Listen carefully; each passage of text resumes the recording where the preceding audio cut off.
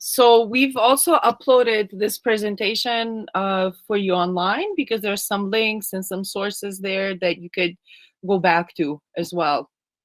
And as Linda was saying, participatory action research, or PAR, is something that we've been doing, or in her modesty said trying to do, but I think, doing it. And with some other projects in which we kind of run together with other colleagues.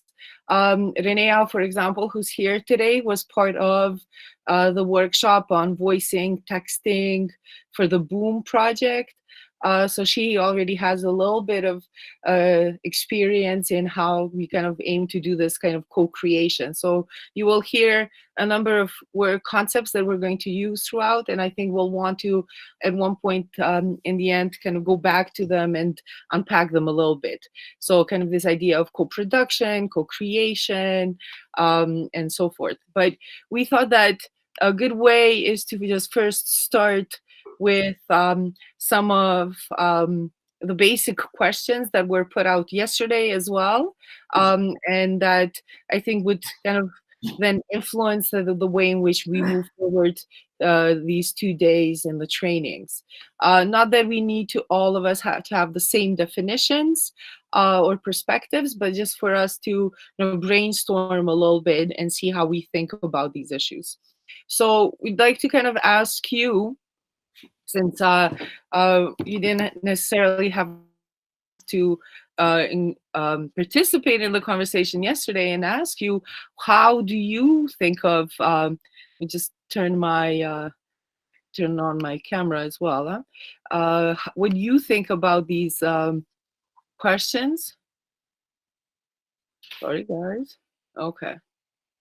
And how you define these concepts. So there are a couple of questions. First is, how do you define heritage, and why it's important to you as an individual?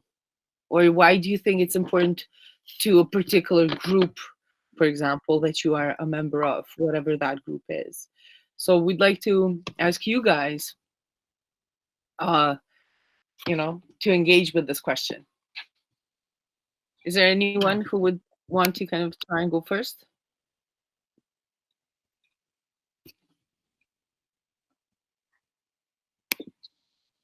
Anyone? So how do you define cultural heritage? When you think of cultural heritage, what does it mean?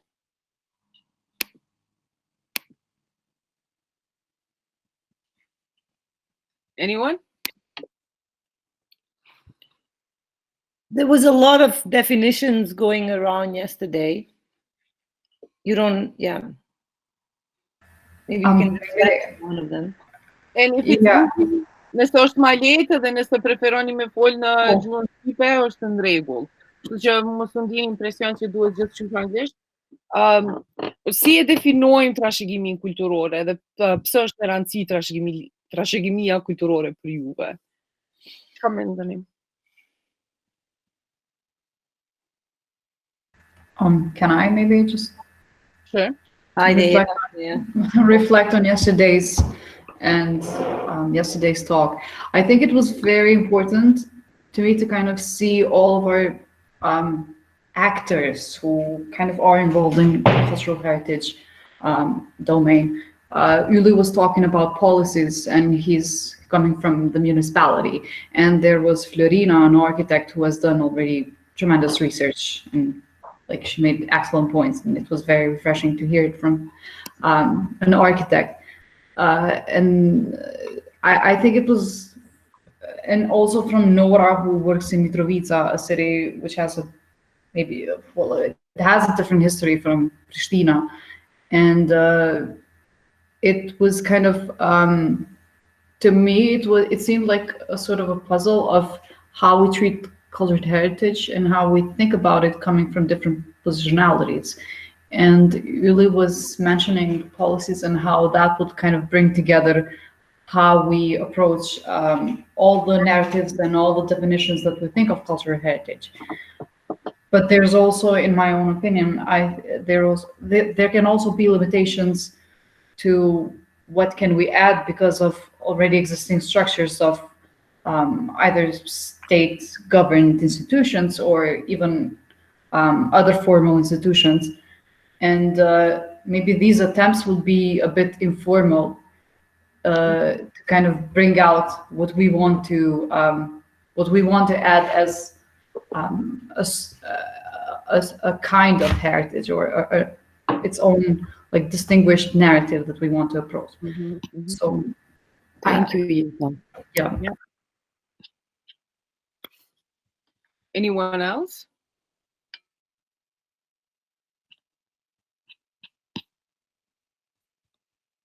Ako diku tjetër që kish dashur me? Can I go on? Yes, please. Hello. So I was kind of thinking about this question about how do you define cultural heritage, and I wanted to connect with what I think Yeta brought an interesting point on this, that really cultural heritage is in itself a lot of things, and maybe a bit difficult also to kind of express it in just one sentence or 4 minutes or 5 minutes or something like that. From the point of how different people perceive it, and I think that is also part of it and part of why it is important. I believe to have these participatory projects in which a lot of fields are intertwined with each other. For me, cultural heritage is so yeah, I kind of got lost in that.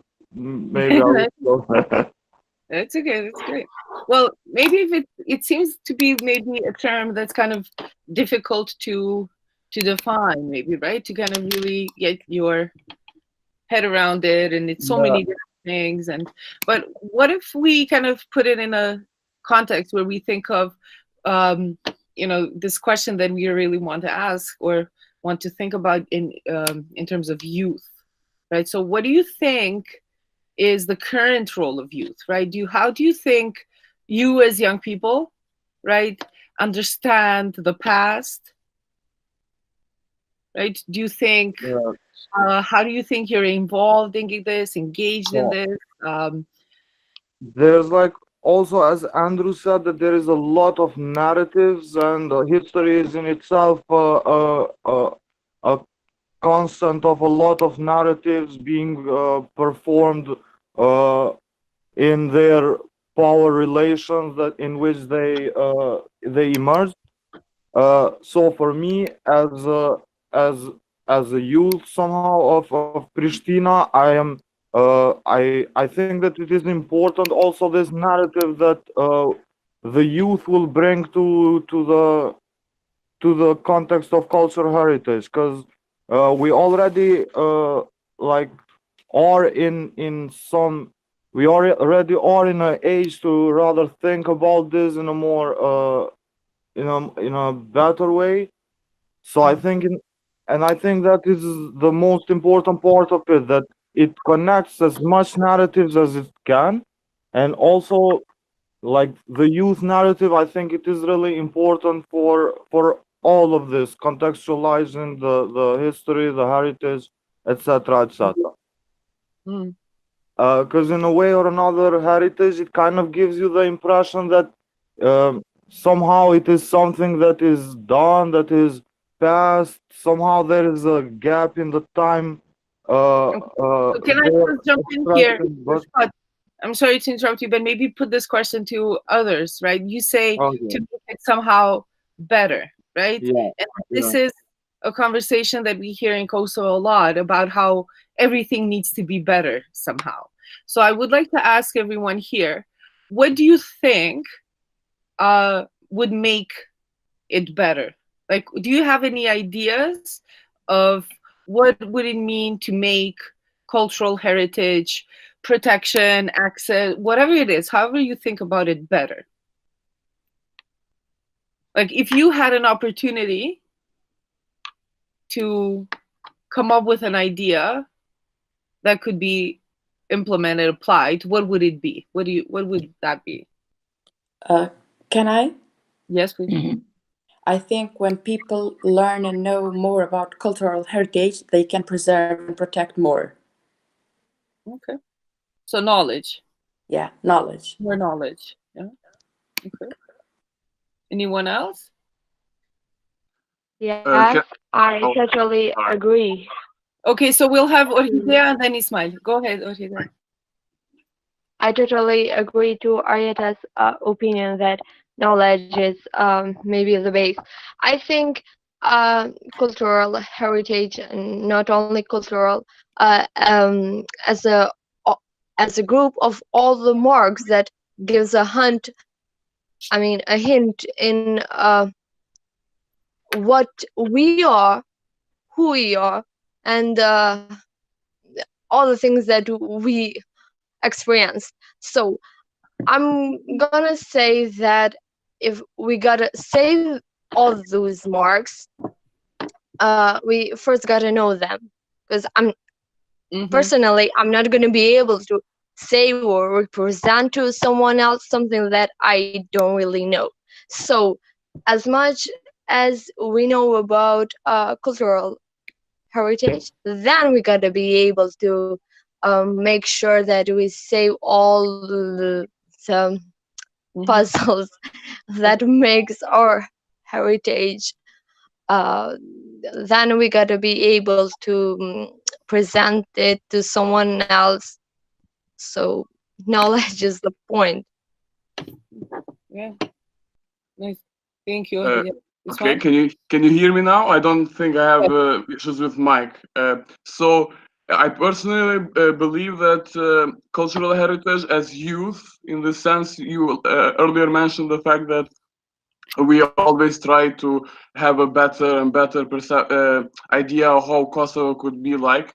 And this better thing is mainly about the economical issue that most of the people have, but probably most of the young people experience nowadays. I'm personally like cultural heritage could be preserved and could be also um, brought to a wider public, like a global community of Kosovo, by like concentrating economy towards it, like tourism and having a sustainable economy. And but like in this case, we're talking about how people perceive. Like for example, Spat was talking about Pristina perception. I'm talking about Prizren perception, and somebody else was talking about the Mitrovica perception. I personally, like in Prizren, we have lots of religious sites, right? And just knowing about them, for example, like knowing about an Orthodox church or knowing about a Catholic church, but for an average person could like just knowing about it could just it would give us a better perception of what we actually are or what our roots are. As we were talking about cultural heritage, that it's it's an like a activity, a continuous activity of generations concentrating in a wide range of different stuff, like of different nature, you know. So in times of history, probably uh, we have some similarity, but also nowadays we have some similarities. So it's very important to know our past and our heritage, the fact of cultural heritage, to better understand ourselves and contribute better into the democratization process in Kosovo, but also in everywhere else in the world. Thank you. Thank you for that, Ismail. What about kind of, unless other people want to say something more about that, but what about just thinking of what are the skills that you think you have, or if you can think of ways, and kind of we have these questions about practices. Can you think of yourself in some kind of cultural heritage location, site, practice, something that you participated in, what that kind of made you think about, how that made you feel, what you learned, and if you, as a student of different sort of disciplines, what do you think you know that could contribute to this field? Can I add something? Yeah. probably it will interact with all the questions, but what me and my friends in university often talk about is how, for example, education is the basis of a basic of the state. So it would be good for the cultural heritage to be in the textbooks since primary school. Okay.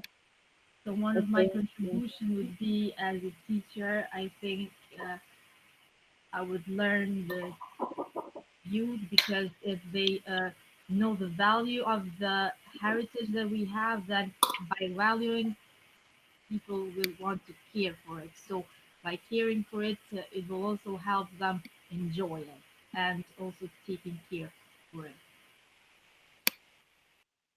Thank you, Jonathan. Anyone else?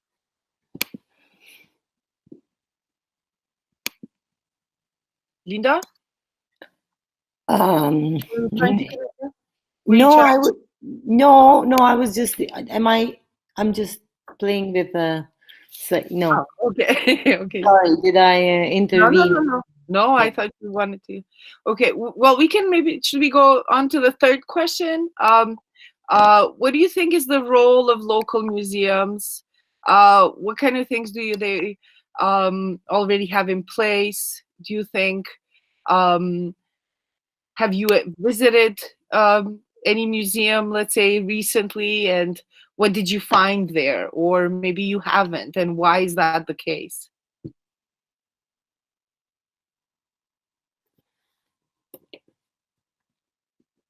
Anyone? Can you think of the last time you visited an exhibition at a museum, what it was about, how it was put together? We talked about this extensively with sociology students, so maybe you can share some of them. Munda jedan šćep.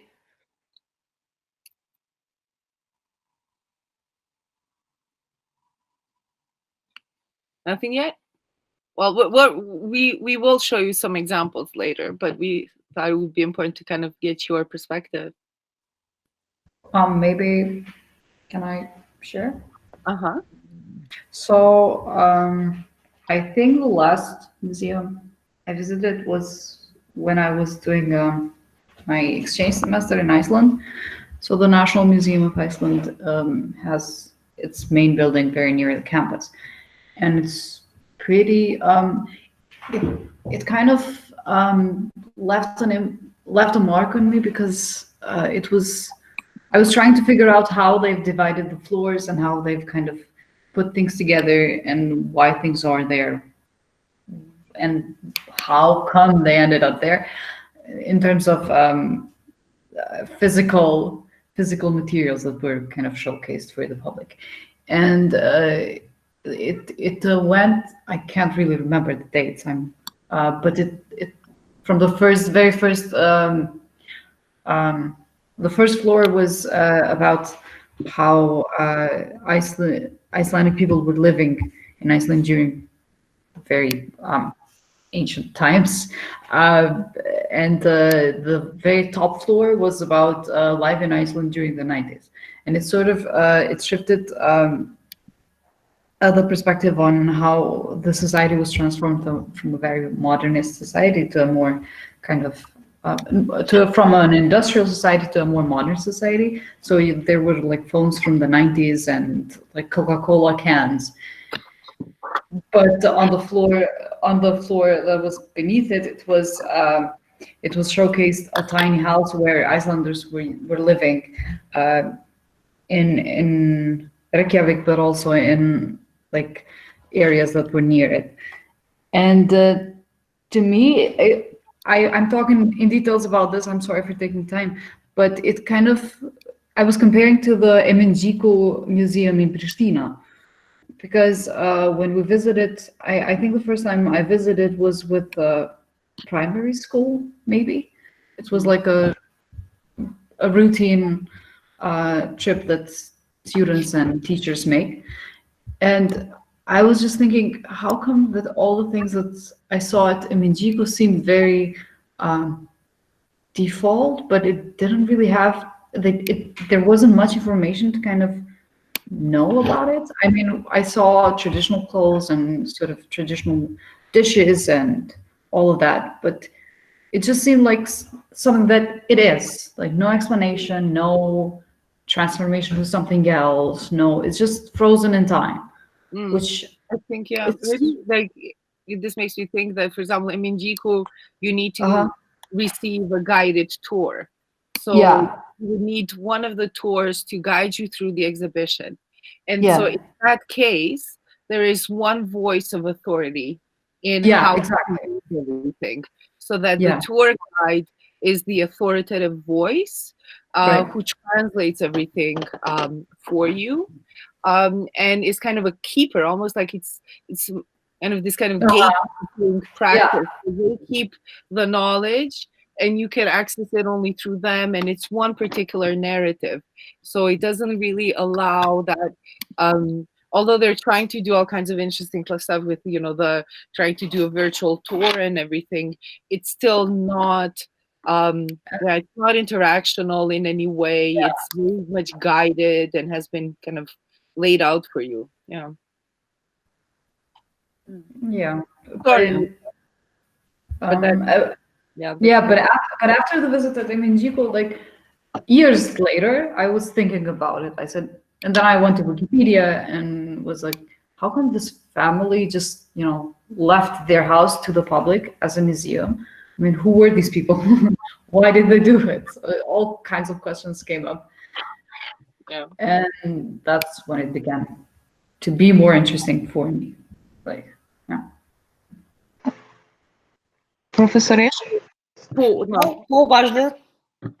Mundem e thonë muzeu më i fundit që e kam vizitu që ka qenë shumë interesant për mu ka qenë në Poloni në kampin e Auschwitzit. Në ka ra me qenë vitin e kaluam. Edhe mas që kam shku në kamp të Auschwitzit, më ka ra me pa në përkishat atje në për Poloni ma detajisht kulturën hebreje.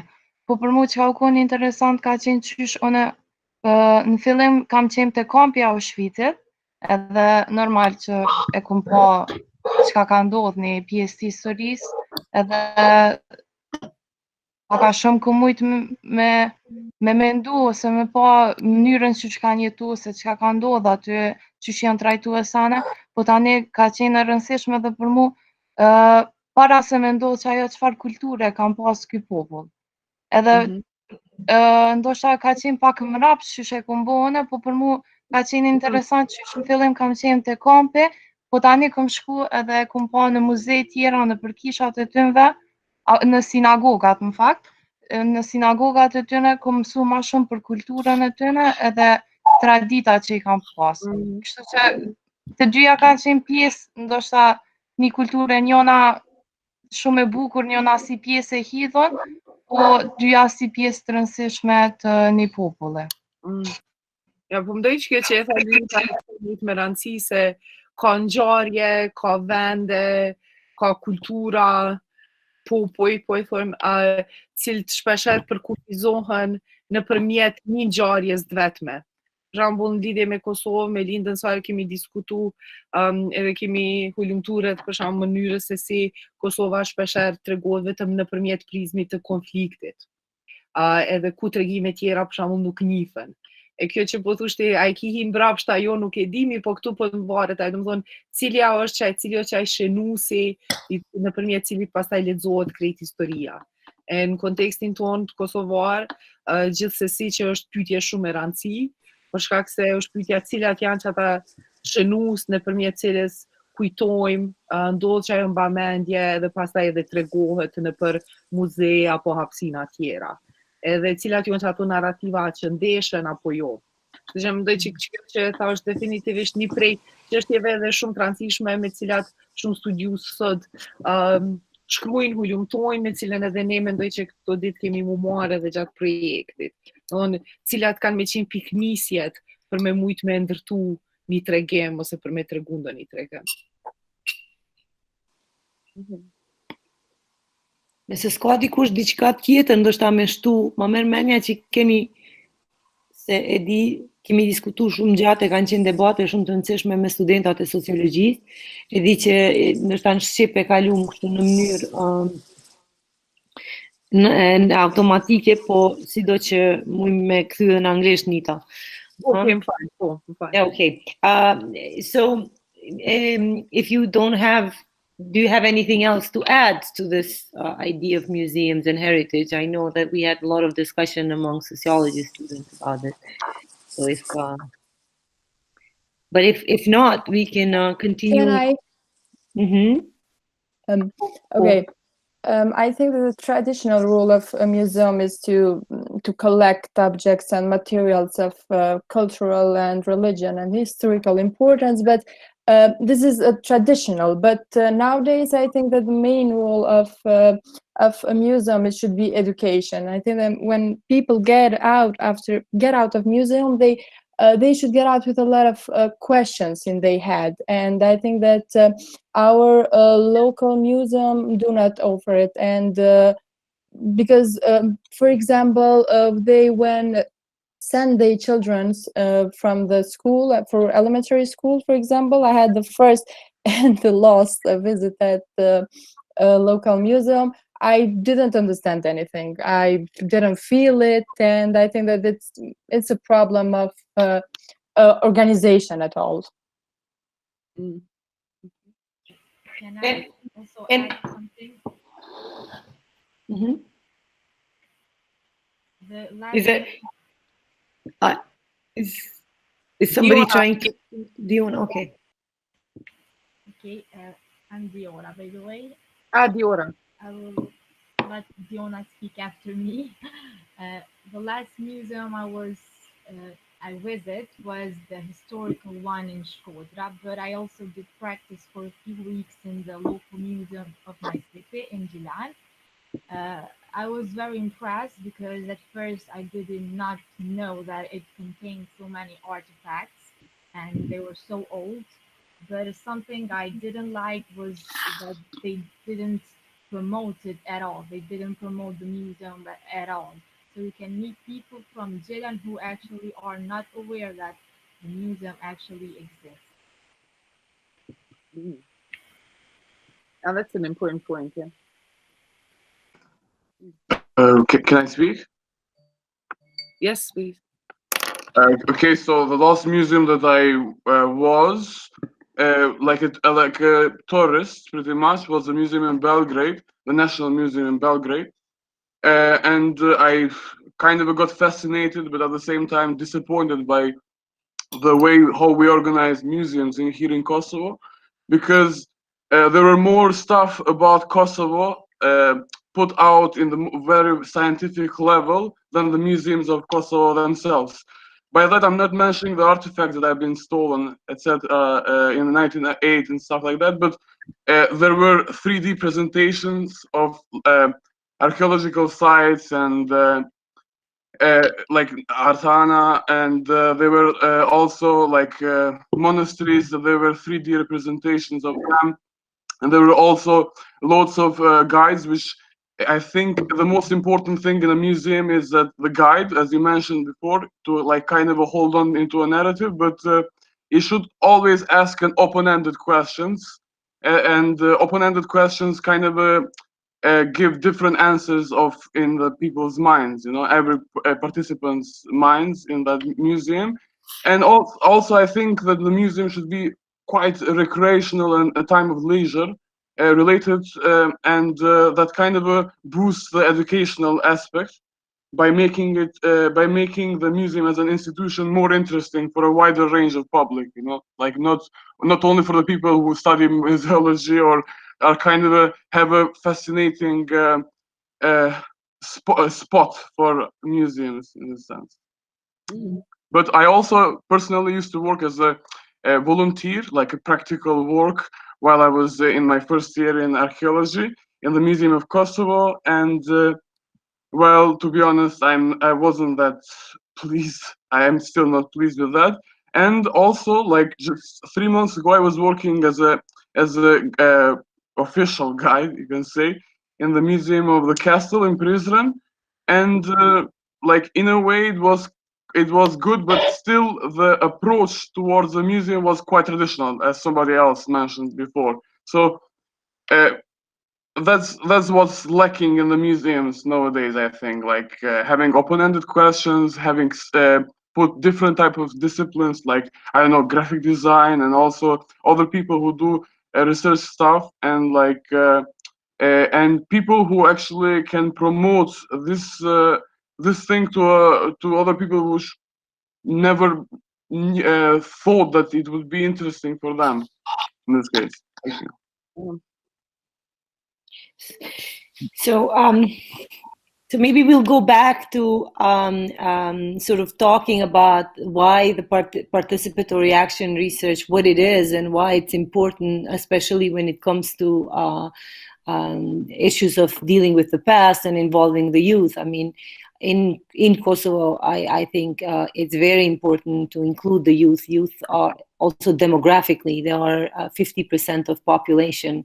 Kosovo is a very young population. So it's very important to include young people in also production of knowledge. I mean, participatory action research, the first letter stands for, you know, knowledge should be participatory, should be shared.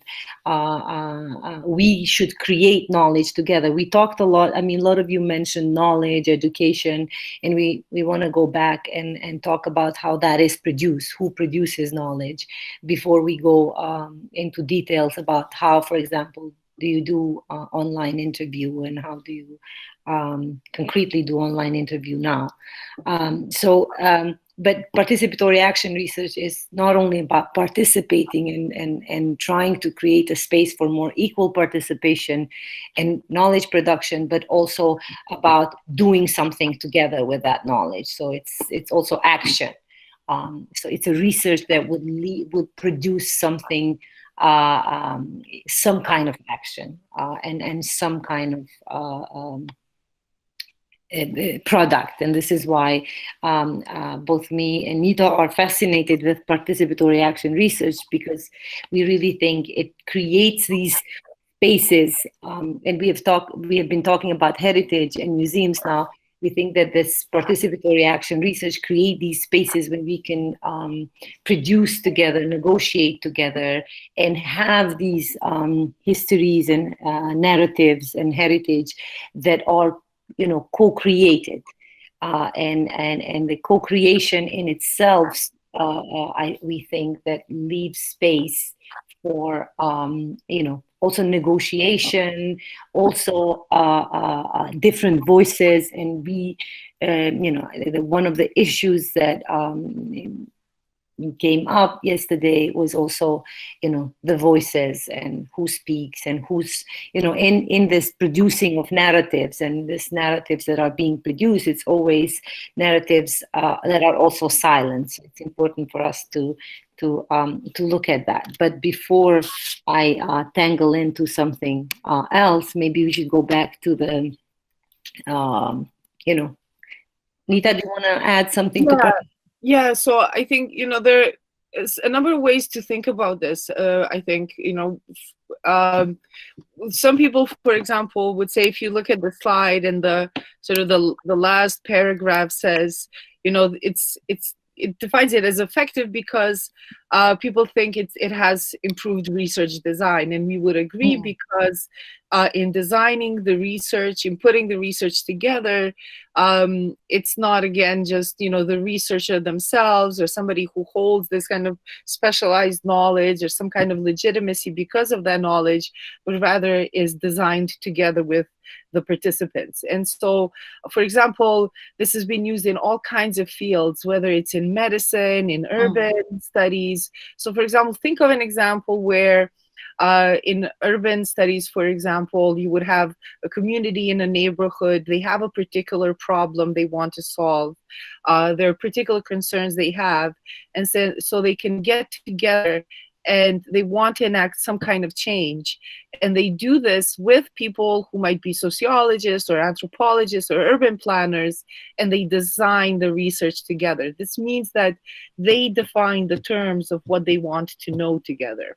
So it is driven by a research and academic agenda, but it's also really driven by the needs of the people on the ground. So let's say, you mentioned examples where you have a museum that has really interesting things inside, but it's not doing a good job in promoting it.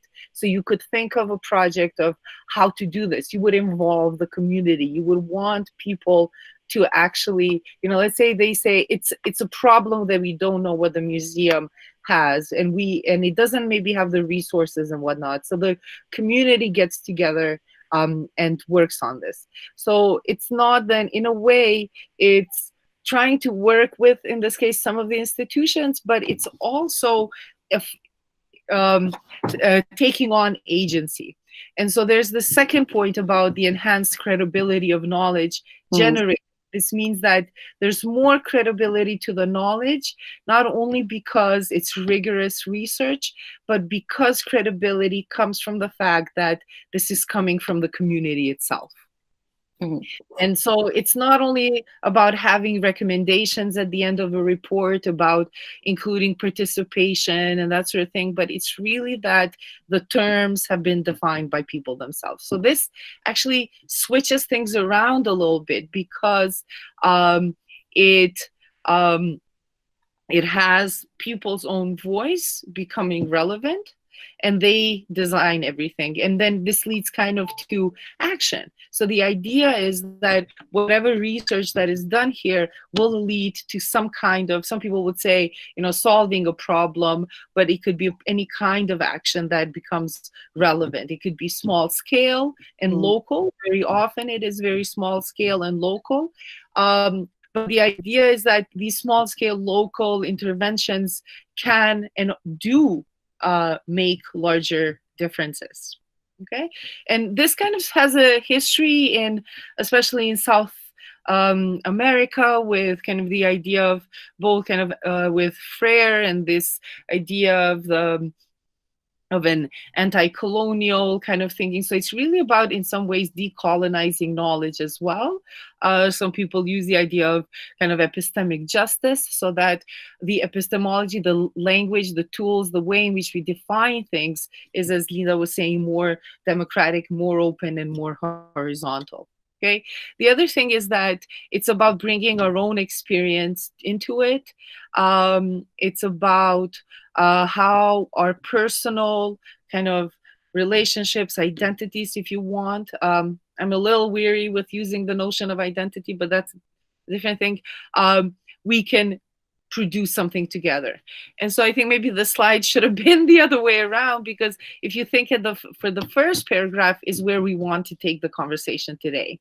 So how can all of us become critical interpretive researchers, meaning how can we research and interpret what we collect, but also basing it on our experience. This also speaks to different kinds of feminist methodologies, at least for Lina and me, but a lot of other people who think that PAR and intersectionality. I think a lot of you might have already heard about this, maybe others have not, but we'll talk about it a bit today as well. Do kind of fit almost together, because we all come from different perspectives, we all come from different positions, and it's also about recognizing all of those positions. That's what makes it complicated, as Linda said, makes it a little more complex in how to then create room for all of that, and how to make sure that everybody is participating and has equal maybe participation, if you like. But for us specifically in this project, we want what we work on together. So what you will learn to do with Andrew later today and tomorrow, our plan is to then keep on working the next couple of weeks to create something together. So the idea is that there will be some action that comes out of these workshops. from today and tomorrow. And one of those actions as part of the project is to put together a curated exhibition that will go online. So this will be for the whole project, Kosovo, Iraq, and Lebanon, but there will also be an exhibition just for the Kosovo part, and also a toolkit.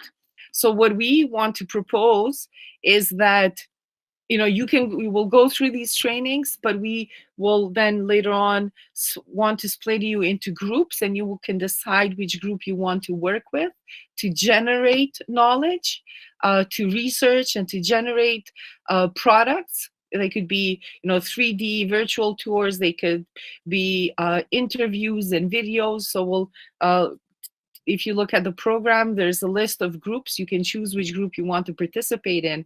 So this will be kind of the action that we take. You produce the stuff, it becomes exhibited, but it also informs the toolkit. And then we can talk together. We'll probably have another session, all of us, in a couple of weeks, where we talk about where we want this, how we want this toolkit to look. You can all contribute to the toolkit if you like. It could be with text, it could be with photos, it could be with case studies, however you think you can contribute, so that it is a co-produced output product, let's call it that.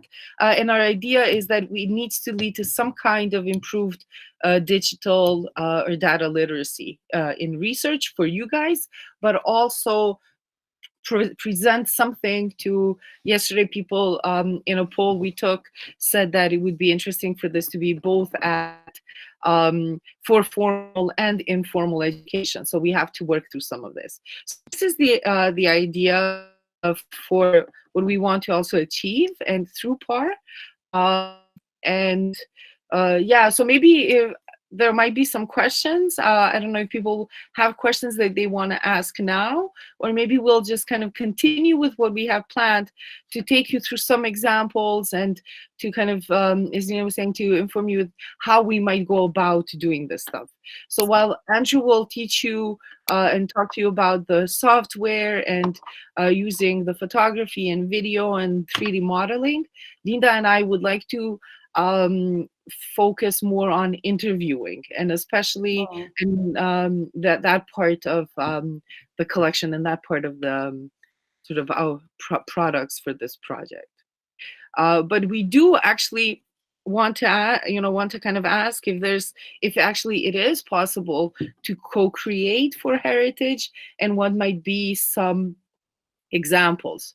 So we wanted to show you some examples that we've found that we think are interesting, and we've already raised some issues, let's say with the Museum of Kosovo and with the Minjiku, right? We've already identified kind of some problems that are there.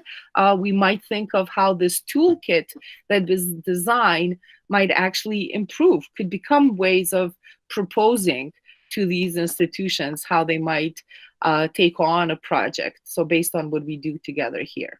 Mm-hmm. We could, if you guys want, we could actually just take a look at, oh, why wouldn't it? Okay. We just take a look at some examples. Okay. I just want to show you, for example, where is it? Nope.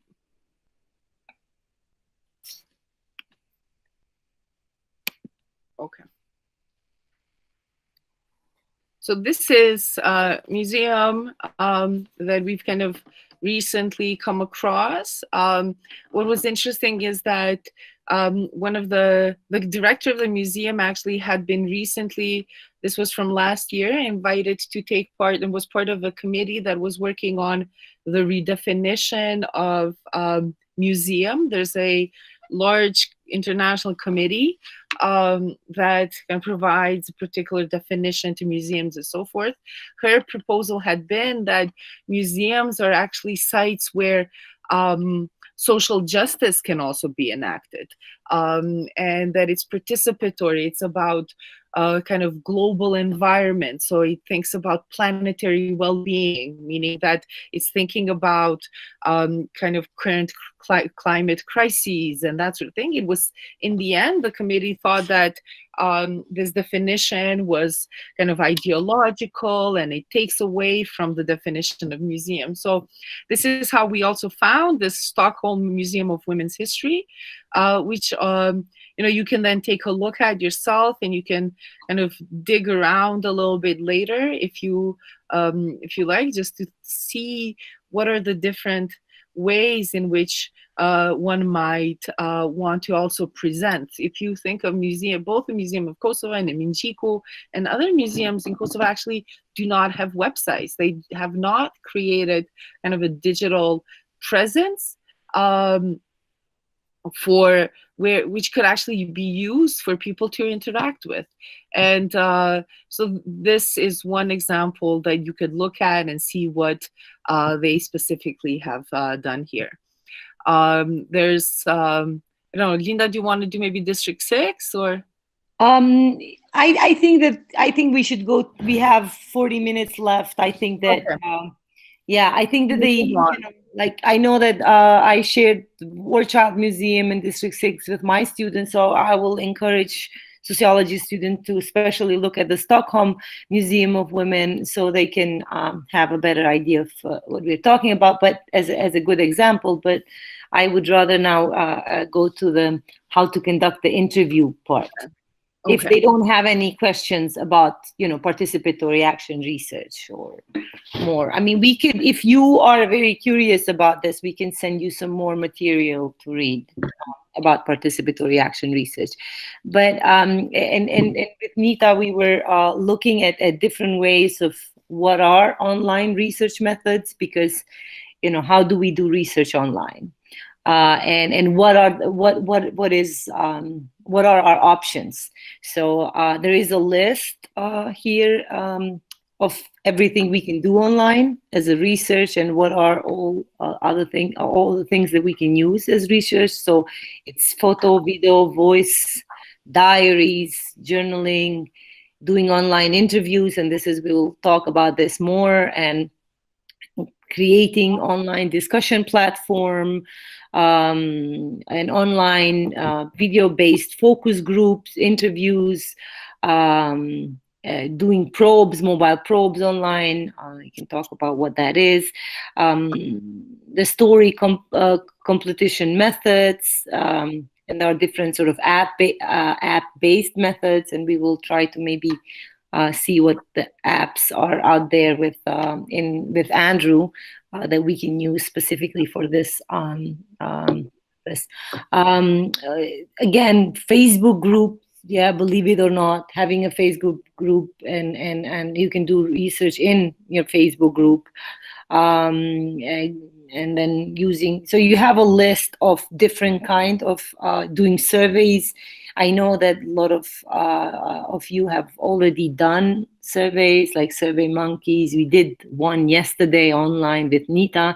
And I mean, if online research methods are good, is this using these apps and using these platforms to do it quickly. And so there is also a good part of doing research online. With Nita, we thought that maybe going back and thinking about why doing research interviews online would be one of the things that some of you might want to do. We know that some of you are skilled in all and have some experience in doing interviews, and we wanted to present more how the interviews online would look like, and what is the difference between online interviews and on-person interviews. I mean, so interviews online, they allow interviewers to seek clarification and follow threads of conversation. So online interview, direct interview is different. There are also options to just send the people you want to interview their questions, and they will have there's also an option to send them the questions, and then the interviewees would have time to answer those questions in their own time, and you can go back and clarification. So, but we were thinking that we should maybe focus today on online direct interviews, because we think you can have it more as a semi-structured. It follow the threads of conversation. You can follow the threads of the conversation. You can stop and check if the interview is understanding the meaning or the question and what the participants are saying. And of course, there is that real-time feeling that you can just conduct interview in real time, and that's maybe it's easier now online than if you schedule the appointments before, because people maybe get more time to decide for online when they would be available to do it. So so what you need to do is, of course, before the interview, you always need to get ready. Nita, did I dive into this too fast? Did you want to add something about the importance of doing interview online, or did somebody else had a question about all these other platforms? Am I?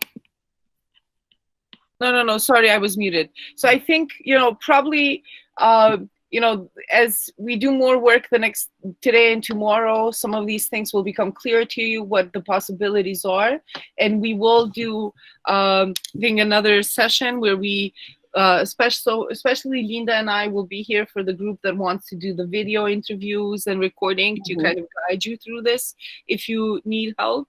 So there will be different examples that we might want to look at and that sort of thing.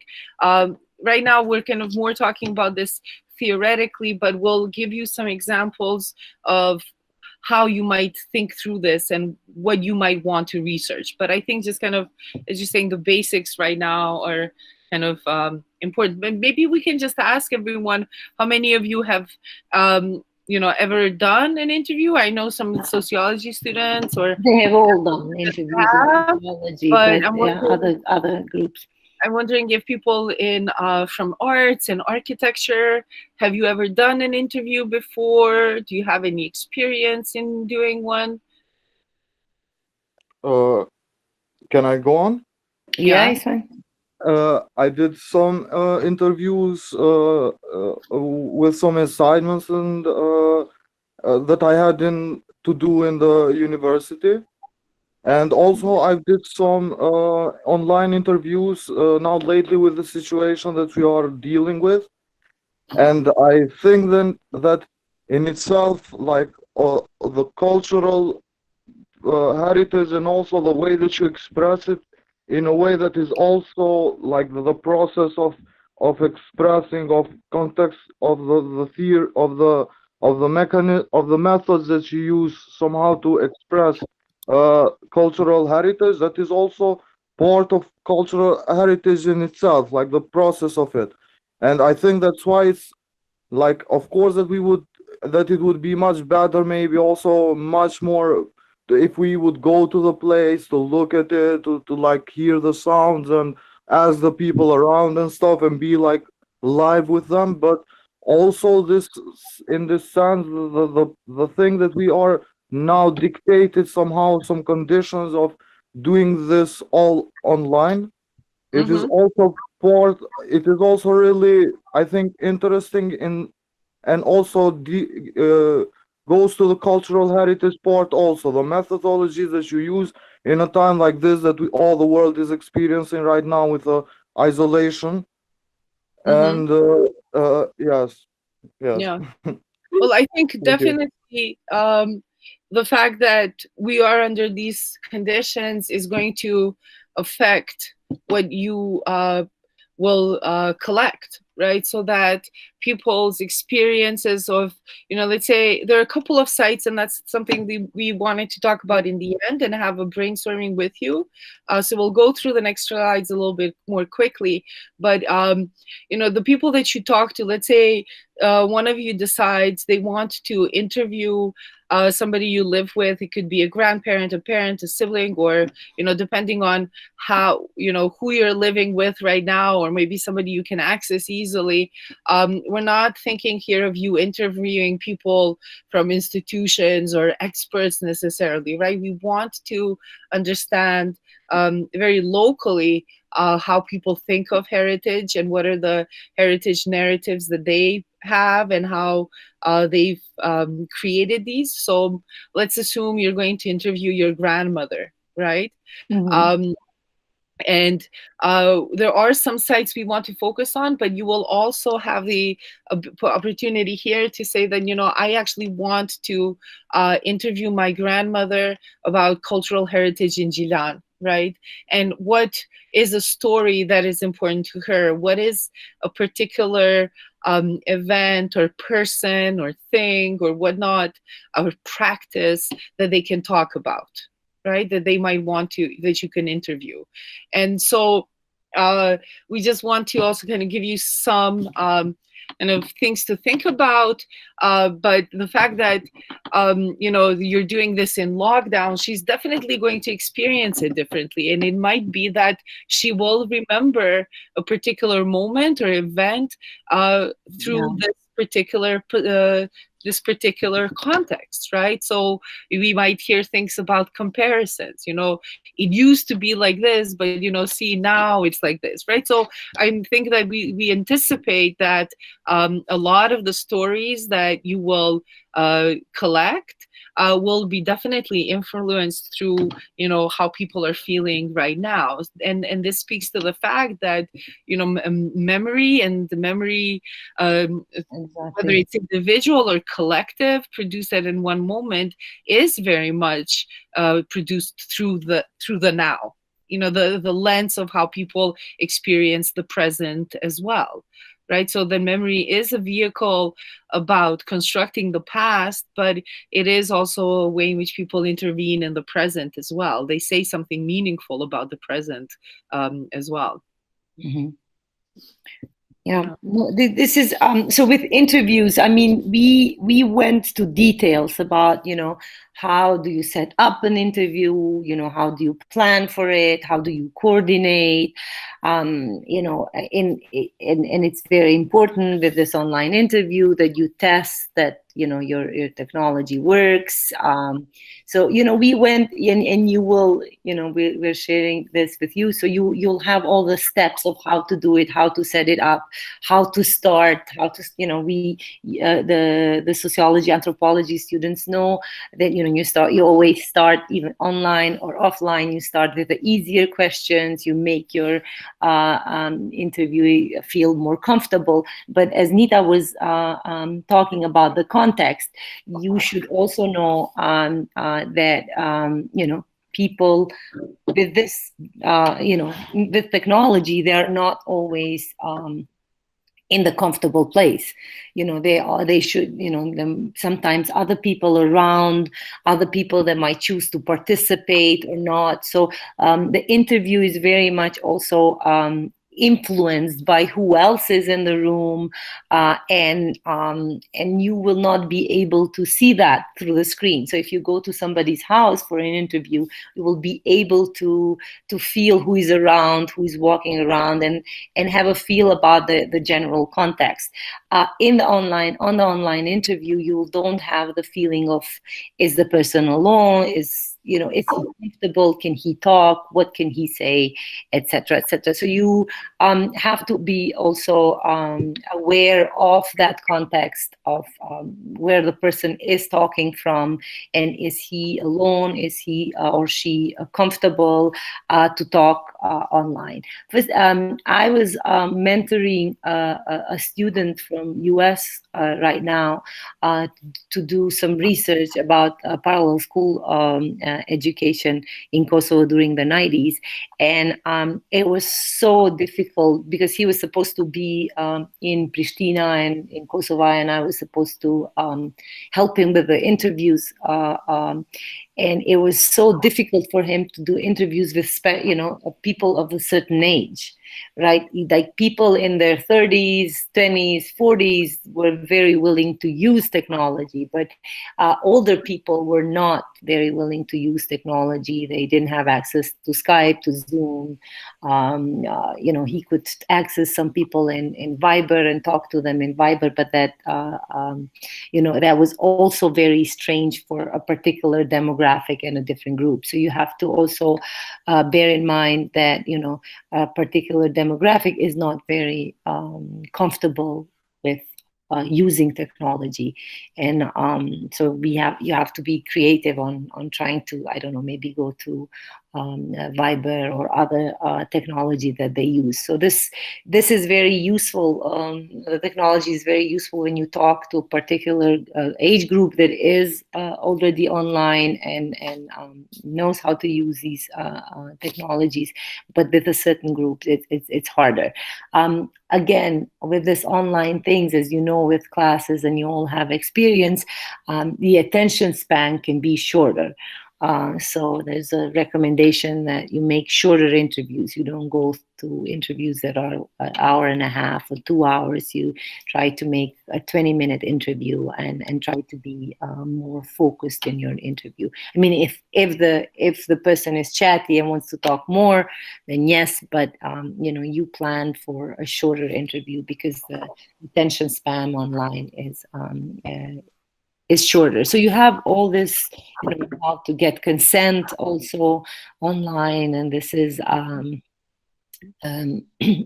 also maybe we will write a consent form for you for people in this group that want to do interviews together, and try to do it online as well. So you have all the details of how to set the interviews and how to do the interviews, and how to record the interviews. And we will definitely, with the group of who wants to do online interviews for this research, go through the details again together. And so you will also see that one of the things that we're going to do, especially for group 4, that's listed in the program, is a YouTube channel for the project where different videos can be put together.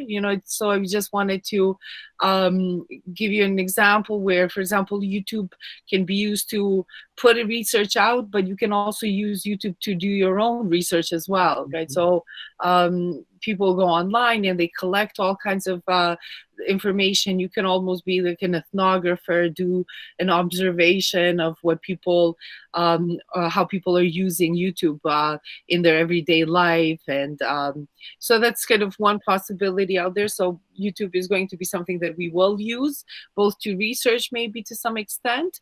It could be that, let's say, some of you are interested in not necessarily doing an interview, but doing a research of videos that are available online. And so you can go on YouTube and look at what is there, and then based on what you collect, put together a video of your own based on what you find. So think of kind of YouTube videos almost like different data, different interviews that are already out there, almost like a primary resource, and then you put together to say something meaningful, right? To produce your story based on other people's stories. There's also other methods, for example, maybe some of you might want to, let's say, do a digital diary. It could be something that you do yourself, but it could also be, let's say, you ask somebody to record themselves for a series of a couple of days, and so they do these brief recordings using their phones. And you could do this even with this idea of photo or video or voice elicitation. So let's say you send them a photo or you send them a video of something, or maybe a song or whatever it is, and then you ask them to say what that evokes, right? How they think about that, the material. And so they record themselves. So let's say one day you might send them, a picture of some kind of landmark. So remember also yesterday we talked about cultural heritage, also including environmental heritage as well. So you could mix it up. Let's say you can send somebody a picture of a tree, and maybe there's a tree or a river or a lake or waterfall or some kind of landmark where you live or somewhere that you think is interesting, and have the person that you're interviewing, you're researching in a way, produce a short video diary of what they think about, what they know about that location. Then the next day you might send them another picture or video that is of something very different. So it doesn't have to be only one location. Let's say, let's take the example, it could be in Pristina, right? Maybe you send them a picture of the square of Zaire Paraziti Square when before those old trees were cut down. And so maybe they talk about the trees in the center and what memories maybe those bring, but now they've been cut down. In another picture of the square today, and it looks very different, and kind of how they describe it and what they do in those places. So you can be very creative in how you use all of this. And in terms of the sites, you can choose. We used Ismail and Fatima were in the previous research that we did, and we used the video diaries as a sort of more as a reflective tool. So we use video diaries, and you can do that as well, because we really want to also get your impression. So usually in ethnographic studies, the researchers would keep diaries of how they feel about the interview, how they feel about a particular research, and they would, they would keep their sort of research diary. And now with you can do video diaries and record yourself, and this is what we did in making the museum project. So we the diaries were not as you suggested, like structures diaries with maybe a question or a teaser, a photo or an event that you ask people to reflect on, but the diaries can also be used as a sort of research diaries tool. And so it's a more sort of free-flowing reflection and on your perception on a particular subject. What you need to do if you want, for example, to ask somebody else to do video diaries that you think is interesting and has what to say, is that you wanna stay in touch, you wanna encourage them to do them, you want to give, you also wanna try to have the entries earlier, and you wanna give them feedback. So it's sometimes you think it's not relevant, but you wanna have a conversation. If you want somebody to do video diaries for you, then you would have to have establish this transaction of people sending you their diaries and trusting you with their video diaries. So I mean, video diaries Consent sometimes will also be important there. Exactly. I mean, video diaries can take many forms. So they can be visual, they can be collage, they can be photo-based. The diaries can also be written or spoken. Somebody is not comfortable with seeing their face on video, and somebody just wants to, talk. So it's a different ways of doing video diaries, and you should, if you want to do it yourself, a video diary on the process, you are very much encouraged to do it, no matter, are you doing interviews, are you doing different, what group are you choosing to participate in. It's very, we encourage, both of us encourage using video diaries in one form and another, because we really want to get your sort of free-flowing reflection on the process of doing it. It's it's easy to use. I mean, video diaries are easy to use. It's also allows you and others, researchers, to have that sort of analysis and an approach of sort of first impressions of something that are usually, can be more raw or can be unstructured. But video diaries can be very structured also. So you can do both with video diaries. You can have that like a very first impression of something, or you can have a more thought of, structured, with a name and a purpose, a video diary or sound diary. That's also something that and a method that you can use. And everybody has a phone, everybody has a smartphone, and this is a selfie. Okay, so maybe one way to kind of, maybe we can open it for some questions right now. Yeah.